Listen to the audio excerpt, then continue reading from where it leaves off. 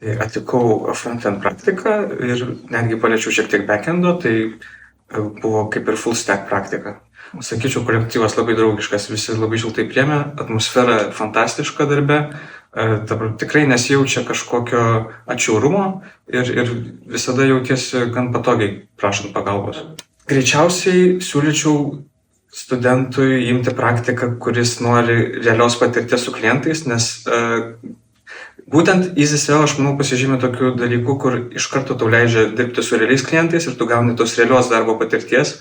Tai jeigu nebijai save ištestuoti tikroje darbo rinkoje, sakyčiau, kad čia puikia vieta tau.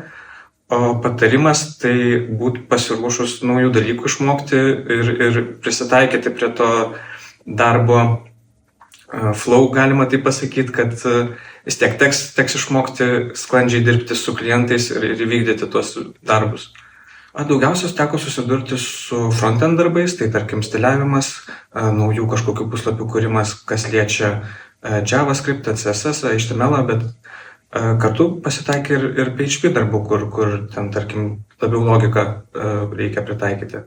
Po praktikos turbūt didžiausias įspūdis, kad jaučiuosi labiau pasitikinti savimi, kas liečia mano karjerą ir praktinius įgūdžius, nes galbūt tų teorinių žinių ir buvo, bet jos ar šiek tiek užsimiršo, ar šiek tiek buvo pritrūkusios.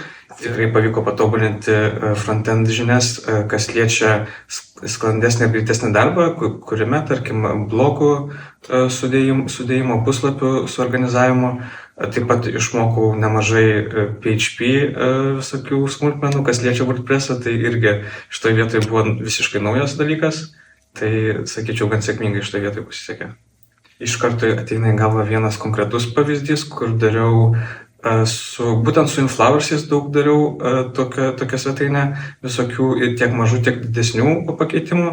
Tai gan didžiuojas būtent tą svetainę, nes ten daugiausiai greičiausiai ir išmokau visokių triukų.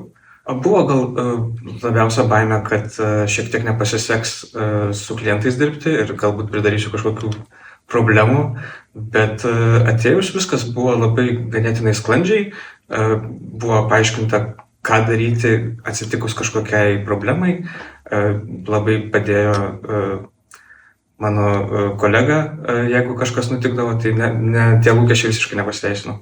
Galiu jaustis patogiau darant tam tikrus darbus.